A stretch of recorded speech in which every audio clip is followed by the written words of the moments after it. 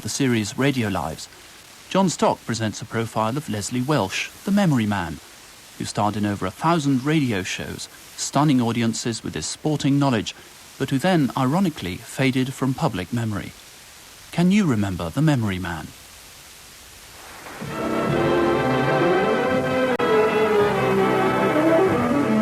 We're out to stump the memory man, so get set to meet that reference library covered in skin. The bloke who knows more answers than a Cairo chorus girl. Our old pal, Leslie Welch.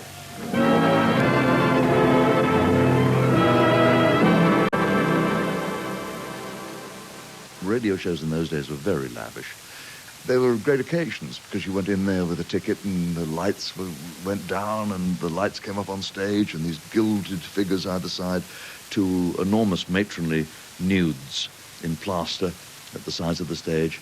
And Arthur Askey used to come out and say, "Ha ha, there they are, Halcyon Doris Waters. Ha ha ha, halcyon days, halcyon Doris Waters." Ted would say, "And here he is, the memory man, Leslie Welch." There was always guest stars there, so it was always fun, you know, like Diana Dawes would be a guest star or somebody else, you know.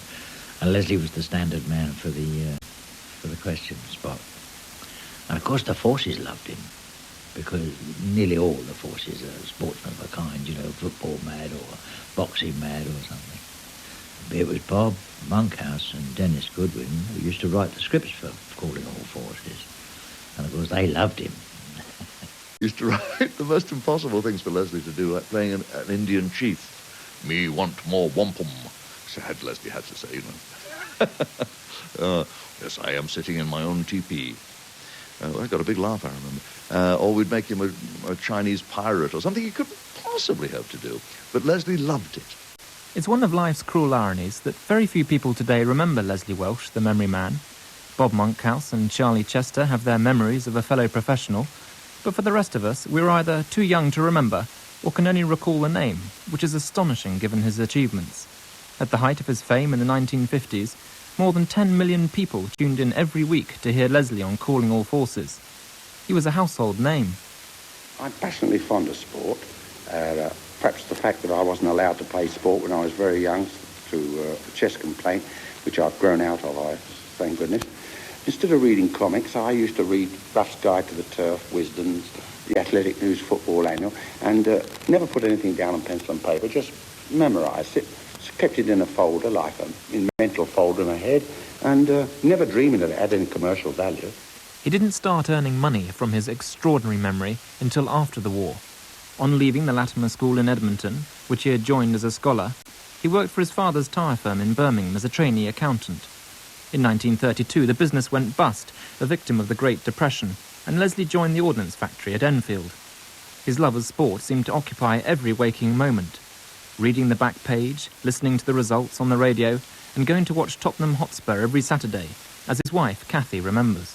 Ever before he knew that he'd become Leslie Welch, the memory man, he'd always, on the Saturday evening, get the newspaper and he'd give it to me and he'd say, "Test my memory."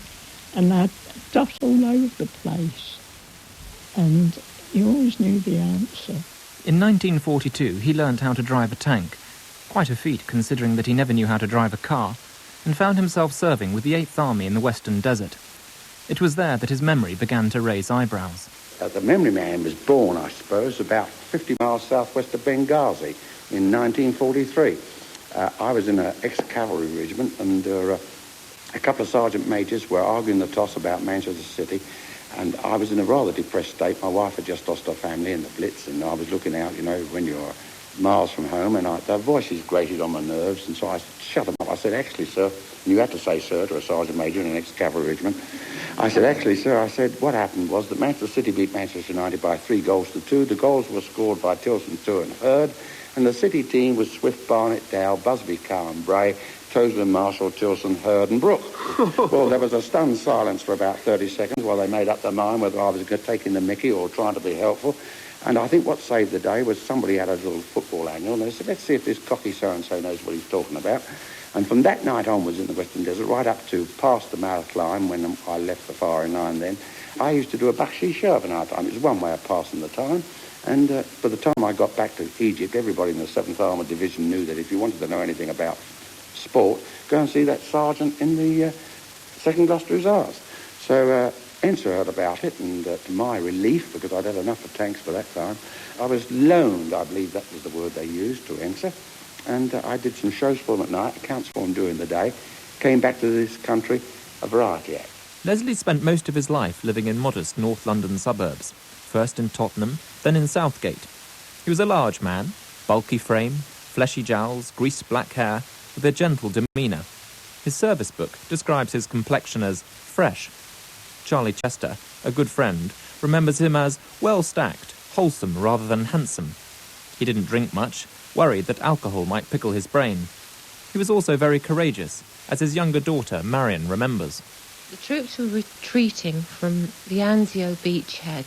They were very depressed and low, frightened because the bombardment was still going on behind them.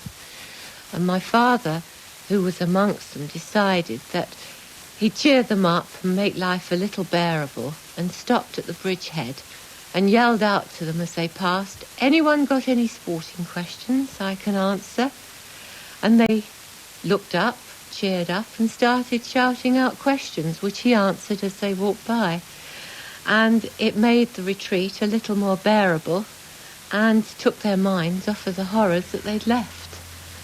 And I believe a little while later he was mentioned in dispatches. His act required bravery too.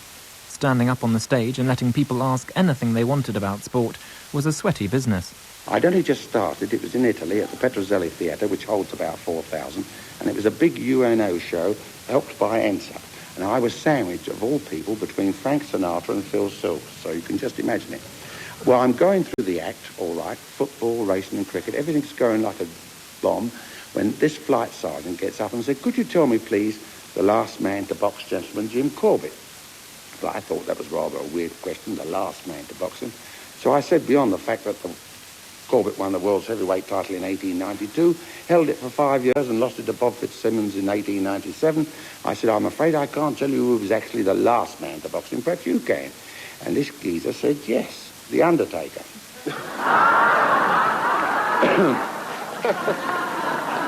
I can see Earl Alexander's face now. He was sitting in the front row. Of course, it was brass from the first 12 rows of the stalls.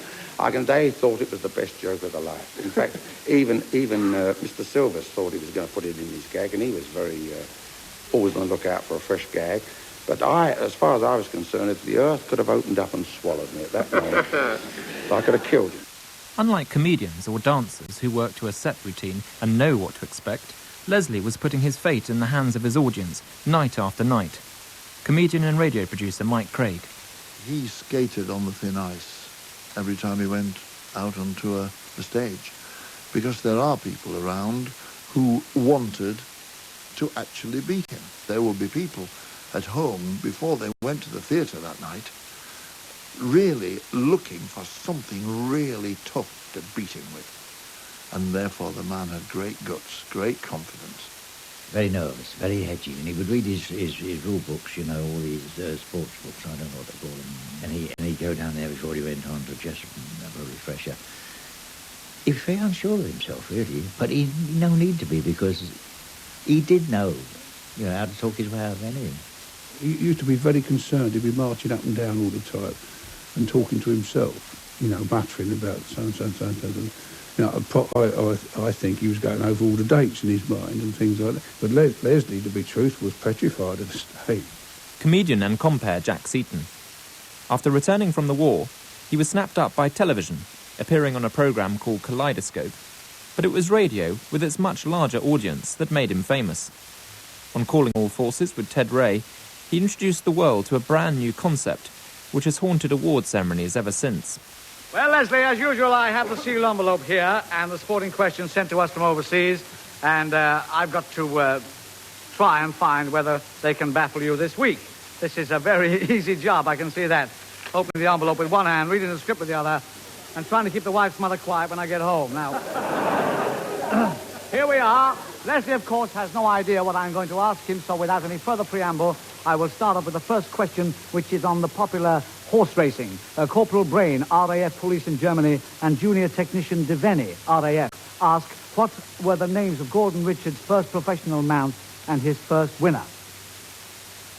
Gordon Richards' first professional mount was in Blinkfield in 1920 on a horse called Clockwork, and his first winner was a year later in an apprentice handicap at Leicester on a horse called Gaylord. Leslie was a profoundly honest man. Appearing on Desert Island Discs in 1954, he was asked a particularly searching question by Roy Plumley. Had there ever been a dead heat between 4 horses? The question was asked off-air, while record number 5, a Khachaturian waltz, was playing. Leslie got the right race, but could only recall 3 of the 4 horses. Roy kindly told him the name of the 4th, called the Unexpected, but when they came to repeat the conversation on air, Leslie steadfastly refused to remember it. Those were the days. His luxury item, by the way, was a bed with an interior spring mattress. I've no idea how Leslie Welch came into the business. Maybe somebody heard of him or saw him somewhere and said, oh, I met him at a party the other night, who is brilliant. That's how it happens. But he came into show business obviously through the back door. He wasn't steeped in it. His parents were to double act, you know, but he had a talent that he had developed. And therefore, suddenly he found himself in a business that was totally a million light years away from accountancy. He was never a comedian. He just did what he did best. The 40s and 50s were a golden era for vaudeville, which literally relied on variety. Many people, like Leslie, went from Enser into show business. Every town had its own music hall, and it was possible to appear in a different venue 365 nights a year. Performers were given 8 to 10 minutes to make their mark. The more unusual the act, the better. If there was room on the bill for a man called Naberti, who walked on stage with a chimney pot and squeezed himself through it, there was certainly room for a man who could tell you who won the FA Cup in 1903. But it's true, the world of show business was not overpopulated with civil servants like Leslie. He came on, he was wearing a blue suit, and he was just like a businessman. He walked on, you know, like comics walk on a stage and they'll stride on and look chirpy with a trilby hat on, and he didn't. He just walked on as though he was going to address us on maybe an aspect of safety in the theatre. He wasn't a natural performer. He did his thing, and he did it with good grace and good humour. But you were aware that the chap who walked on stage was doing so much as perhaps a trumpeter would come out of the pit to do a solo on the stage and be very discomforted by the fact you could see his legs. We used to write in parts we knew he couldn't do, because he wasn't an actor, he wasn't a comedian, he wasn't anything but a memory man. But he used to take part in the sketches, and he loved it. He loved the stars, he loved to, mix with them, but he knew he was outside the circle. Yeah. But when I say outside the circle, he was much loved as a fellow. He was a marvellous performer. I mean, he knew his job. But he couldn't song and dance, man. He wasn't a song and dance man. You know, it's a mix with Ted Ray and people like myself and that. He was in his element. Kathleen Gladys Jenkins was Leslie's first and only girlfriend. She was born in 1911, 4 years after Leslie, and was an attractive, homely woman. They married in March 1933, exactly a year after they'd met at a whist drive social evening. He turned up with his mother, she came with hers, and the band could barely manage a waltz. The attraction, however, was instant and mutual. In 1934, they had a daughter, Jean, and then had Marion in 1946. During the war, which took them away for 3 years, they missed each other dreadfully. My father left me his diary, which he took away in the war with him. It's January 1942, and at the beginning, my mother and he had a very favourite song, and he wrote it down to remind him of her while he was away. You are always in my heart, even though you're far away. I can hear the music of the song of love I sung with you. You are always in my heart, and when the skies above are grey, you are always in my heart, and when skies above are grey, I remember that you care, and then and there the sun breaks. When Kathy's mother and sister were killed in a bombing raid in 1942, the loss stunned them both. Shortly after hearing the news, Leslie scribbled in his diary, "Have just spent the most miserable 2 days of my life." Kathy became increasingly concerned about Leslie and worried constantly for his safety, so much so that he devised an ingenious method of beating the censors. He let her know where he was being posted by using a variety of endings to his letters. I miss you a lot, would be Egypt. I miss you greatly, India. I miss you very much, North Africa. I miss you enormously with South Africa. And I miss you terribly with Persia. Leslie always knew that the perks of his new career in show business, the pay, the good company, the excuse to talk about sport and call it work, would exact a heavy price. And it troubled him greatly that he was away from Kathy again so soon after the war. Radio, Luxembourg as well as the BBC, had turned him into a celebrity. He found himself crisscrossing the country, often taking the milk train home to be with his wife and children. He remained intensely private about his family life, and very few people who knew him professionally knew him personally. He used to keep that side of his life very private. But he was very outward-going with them. He would enjoy their company, but he wouldn't be emotional with them, if you like. He wouldn't tell them his problems or any of our private life. He would hear a lot of that from them. I think he was at the London Palladium, and the Tiller girls were there, and he used to go out. He would take them out at the rehearsals for coffee, all of them together, and they'd sit round and talk to him and tell him all their problems, and he'd just listen. And poor Daddy would get very confused because he wasn't very good with the opposite sex. He used to get a little embarrassed. But he'd sit and listen to them and say, "Well, don't worry, I'm sure it will be all right." I first heard about Leslie Welch through Dominic O'Brien, currently the world memory champion, and in some ways a modern-day Leslie Welch. Ask him who won the FA Cup in 1937, and he will tell you.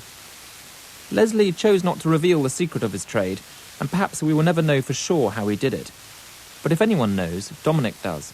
I think the reason why Leslie Welch had such a good memory was down to his imagination. He had a good creative imagination, which is the core to having a good memory. And yes, he says he trained the brain like a muscle. So he exercised his brain every day. Some people go rowing and jogging. I memorise a pack of cards every day or go through a 100-digit number. Leslie's strenuous workout took the form of sticking his feet up first thing and reading the paper.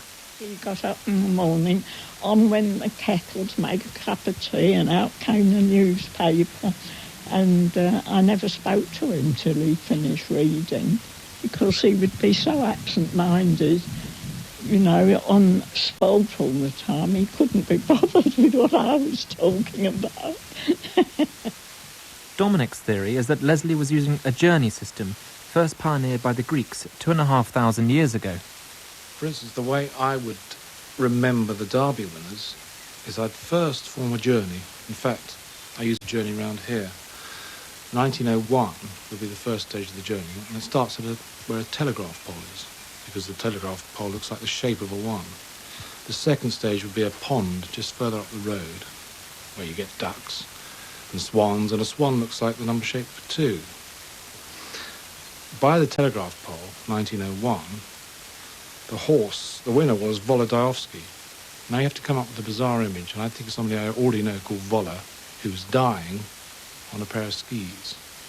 It's a dramatic image, but I always remember it. And then to get to 1902, the horse is actually called Ard Patrick. So I think of somebody I already know called Paddy. And he's got a pair of boxing gloves on. He's feeling quite hard. And he's in the pond. So I know that's 1902. And so on and so forth. Then you go on to the third stage. Bob Monkhouse, who has razor-sharp recall himself, reckons that Leslie had a photographic memory.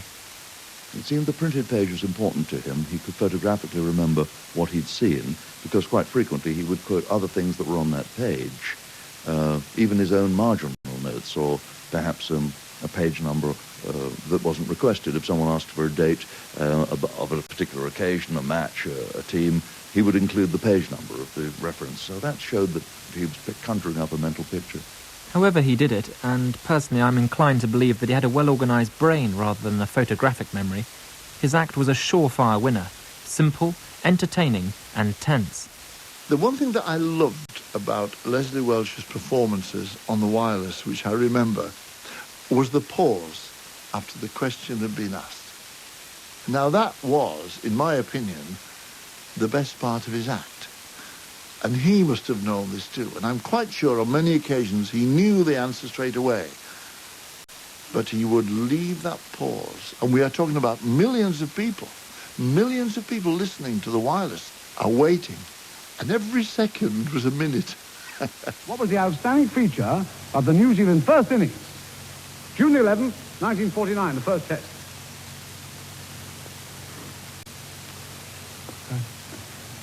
Well, it was a drawn game, Ted. Outstanding feature. They scored 300, just over 300 odd runs. There was no centuries. Oh, yes. Every man of them got caught. I hope that's the thing that you're referring to. Every man on the side was caught. Well, that is correct. Every man in the New Zealand squad. The simple answer was often not enough. He developed a clever stage manner, sending up a smokescreen of fascinating related details, which he sometimes used to get himself out of trouble. If at any time he had a little doubt as to what was wrong and what was right, he'd go round it with a lot of history that's attached to it, you know. I kept so engrossed in listening to what he was talking about. I think they'd forgotten the question I asked him. He could always wriggle out of the spot, you know. They would ask him those fantastic questions, you know. Who was the ice hockey champion in 1932? And he'd say, the ice hockey champion in 1932, that was Fred Stitchpipes. Now, he was married to a girl called so-and-so. Now, and he started to tell you all the history about this man. And you think, it can't be telling the truth, but he was. Then, of course, there was the planted question. Some cynics have said that the whole show was rehearsed, that he was a fraud, but this was patently not the case. Pre-arranged questions, sometimes thrown in by fellow performers who had crept round into the auditorium, were simply a standby measure for those occasions when the house was a little quiet, or when he wanted to get a laugh.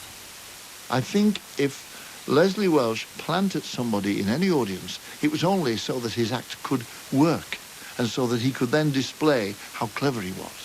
Many of his favourite gags were made up by his last agent, Keith Salberg. When did Good Friday fall on a Boxing Day? Well, don't laugh, ladies and gentlemen, that is true. It did happen.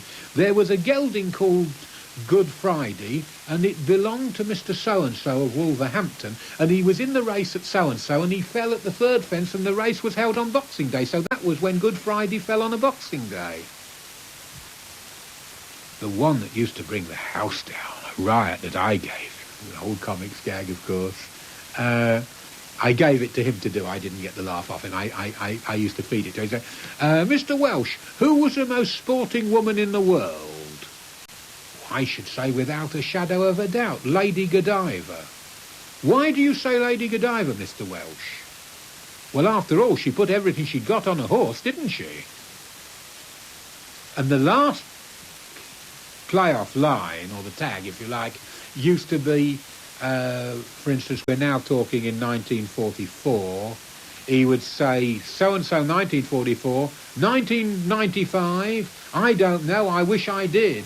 Who tell me? I'd give them bookmakers. Good night. Thanks for the memory. For the memory of sentimental verse, nothing in my purse, and chuckles when the preacher said, for better or for worse, how lovely it was.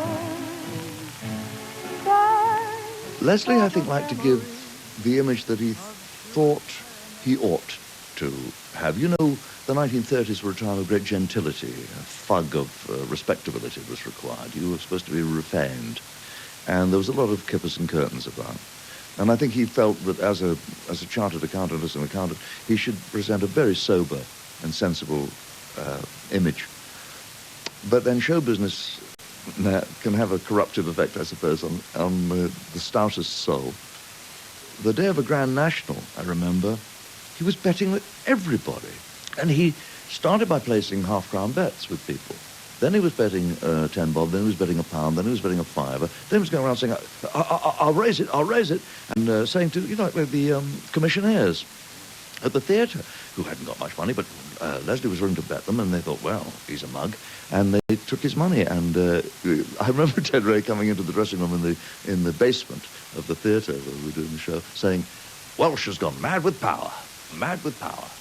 I'm not in the least bit surprised that Leslie liked to flutter now and again. People with good memories believe that they can somehow predict the future. They aspire to be like the White Queen in Alice in Wonderland, who could remember the future as well as the past. It's a poor sort of memory that only works backwards, she said.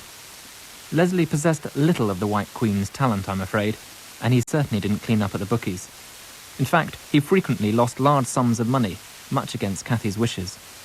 She hated him gambling, because he was a vivid gambler. I mean, he really did like the horses and the dogs. I used to pick him up, and Cathy used to pull me and touch my arm. She'd say, don't let him go mad, Charlie. I said, no, all right, Cathy, I'll see to him. And I used to hold him back a bit. But there was one day we went to the races, and he did his lot, practically everything.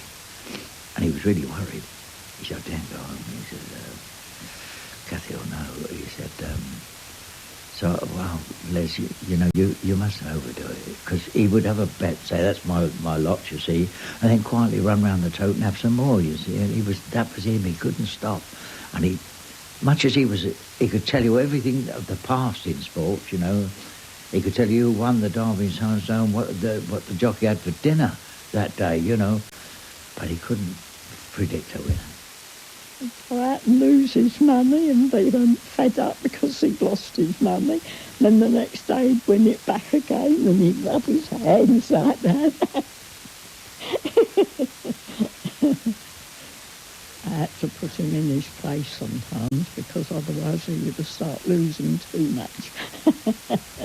I made him give me his money.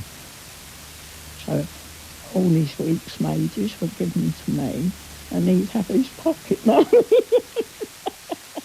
She was the governor because, she wasn't a bossy person, but Cathy, as far as I know, very affectionate lady, and she was worried about him. She knew every movement that he made. And I can give you an example. I called for him one day, and he said, she said, where are you going? He said, we're going to lunch with so-and-so, one of the BBC bosses, She said, I see.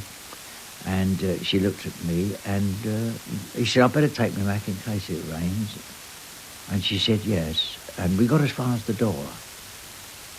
And she ran after him, she held him by the arm, and she said, just a minute, don't forget your binoculars. In 1963, Leslie's life took a dramatic turn. He decided to walk quietly away from the world of show business which he so loved, and return to a career in the civil service. Signing on as a junior clerk, he joined the Holloway branch of the Labour Exchange. His new weekly salary was £20, 1/10 of what he had earned as a memory man. It wasn't an easy decision. It was very difficult because he really enjoyed the work. It gave him a great deal of pleasure. And he'd had a year where there weren't many bookings at all. It was falling away. And he could see that people weren't interested in the work as they were before. So he decided, rather than wait and be a has-been, if you like, and not be wanted anymore, he'd cut his losses and he'd go back to his old work because he wanted a source of income. And he did. Not only was he getting much older in years, he'd done so much of it on the television and wireless, and I think the novelty was wearing off, really. Times changed, didn't they? It was a shocking but understandable career move. Rock and roll, bingo and television had knocked the stuffing out of traditional music hall entertainment. Vince Donlan, now communications manager at the employment department in Sheffield, was working at the exchange when Leslie arrived. This was the days before we had any computers at all in the office, and we had thousands of pieces of paper. So I thought, there's Leslie Welch coming. He will memorise all our records, and we'll never lose them again because you'll know where they were. But he had no memory at all for anything else other than sport. So when he came, we quickly discovered that if you asked him to do something in the office, he would forget, within 10 minutes or whatever you'd asked him to do, and he'd come and he'd ask you again what it was he had to do, and so on. And that never changed, actually. By all accounts, the Exchange on Holloway Road was a pretty miserable place, a draughty long room with a row of cubicles down one side. Leslie sat in one of them and helped to find jobs for members of the public.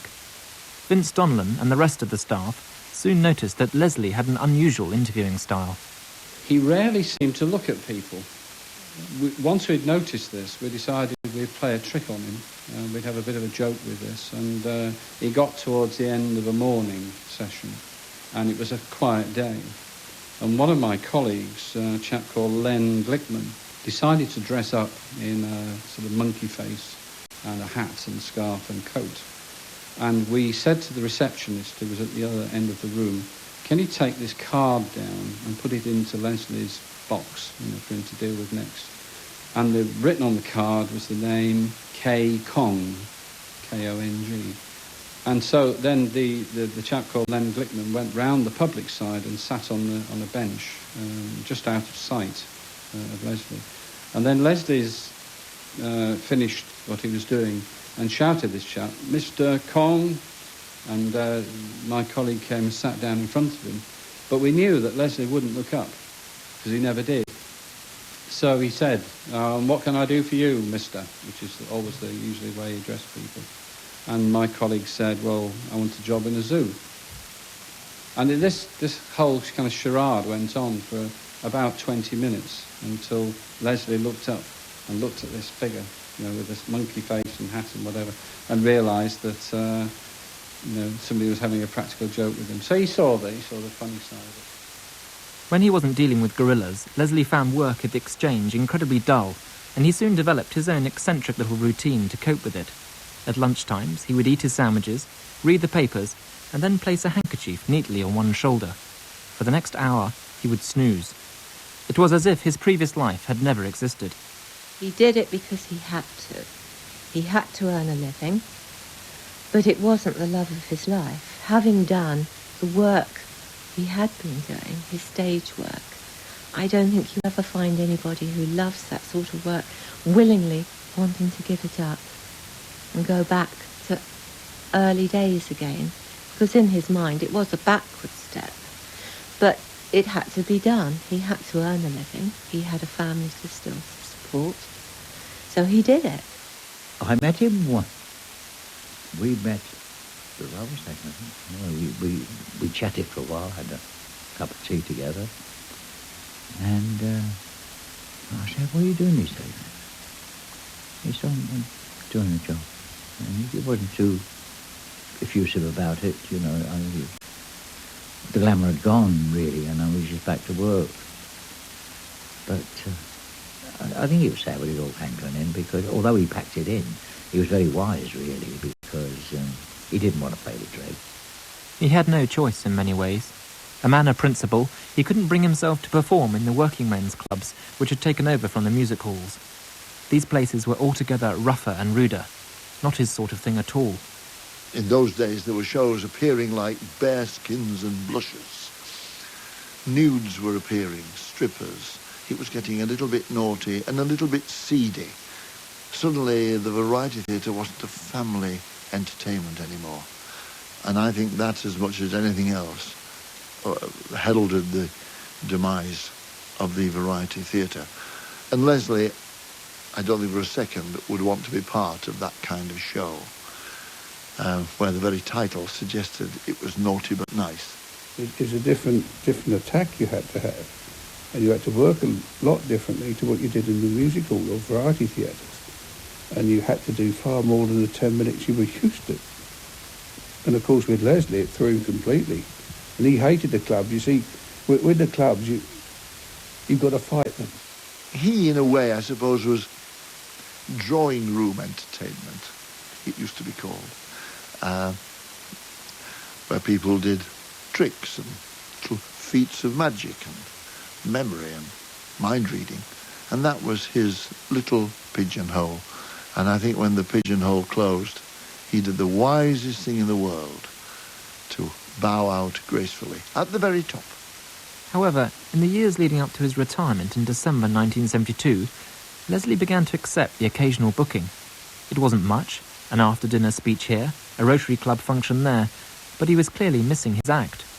In 1969, he joined forces with the theatrical agent, Keith Salberg. His bill matter, or the one we always use, Great Britain's leading authority on sporting facts and figures. He didn't claim anything outside of that. And then we put Leslie, and in great big brackets, Memory Man Welsh. And underneath that, star of 1,000 broadcasts and over 500 television appearances. Despite the stress, his famous question and answer routine gave him enormous pleasure. He liked to put his memory to the test, and I think the challenge of beating his audience, of putting his head on the block, was addictive and thrilling. When he retired and his work started again, he was as happy as could be. And of course he had security then as well, because he had pensions and investments he'd made, so he could then choose to work, and if the work didn't come in, it didn't matter. And strangely enough, he became very busy. And as a family, we worried a little bit because he was trailing off all over the place. And by this time, he was getting on for 70. It was a pleasure to employ him because he was no trouble. He didn't have the artistic temperament that a lot of these lunatics have. You know, you booked him and you settled a deal, whatever it was, and of course, being so friendly with him, if the dates were very small, you could explain to him and say, well, do that for us for this and that, and we'll put a bit extra on the next one, which we always did. And he was most cooperative. I would say he was one of the most cooperative people we ever worked with. The Memory Man made a comeback of sorts, but I don't think Leslie ever intended to recreate the good old days. An appearance on Radio 2's Late Night Extra in 1973 jammed the switchboard, which must have made him smile, but times had moved on. Variety was as good as dead, and Leslie belonged to a different era. Still, I find it depressing to think of him performing in half-empty venues, which were once ringing with the sound of laughter. In 1977, for example, he played the Lees Pavilion in Folkestone for 2 weeks. The show was called The Golden Age of Music Hall, and it was poorly attended. But that didn't seem to bother Leslie. He was still enjoying himself. His daughter Marion remembers one of his last performances. Daddy had taken his portable radio with him. He always took that wherever he went, plus all his record books and the day's papers. So while the other acts were performing, he was in the dressing room reading through and listening to the football results and all the sports results that were coming through at 5 o'clock. He came onto stage, it must have been about 5:25, and the usual questions came through: who'd won the cup final, who won the racing. And suddenly a voice from the back of the theatre stood up and said, "Mr. Welsh, if you're so clever, can you tell me all the results of the first and second division for this afternoon's football?" My heart stopped. I felt sick because I thought, has he heard them? And if he has heard them, can he remember them? And he stood and he paused and he looked at him and said, "Yes, are you ready? Have you got a pencil?" And he went through each one till he got to the end of the second division. And the audience cheered. What they didn't know was he was dreading him asking the third division because he'd come on stage then and he hadn't heard them. On the 8th of February 1980, Leslie collapsed and died 200 yards from his house in Ruislip. He was on his way home from doing the shopping.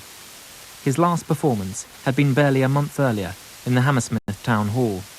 An accountant, gentleman and performer to the end.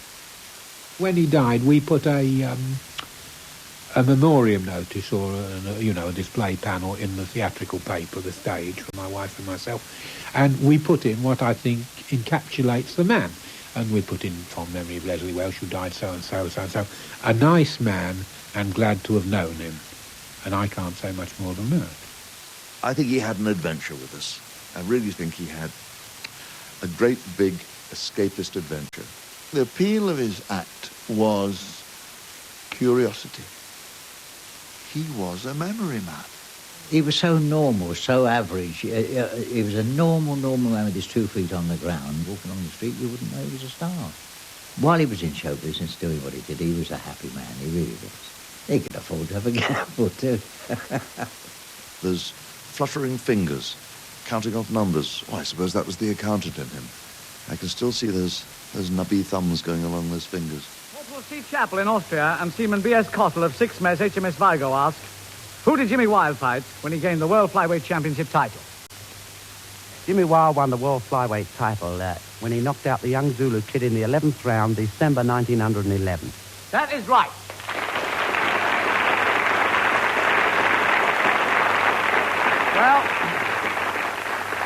Well, I'm sure that Leslie could go on for a long time if we had the time, but we just haven't any more time to ask him any more questions this week. But just keep sending them in and keep trying your best to stump the memory man. Meanwhile, thank you once again, Leslie Welch.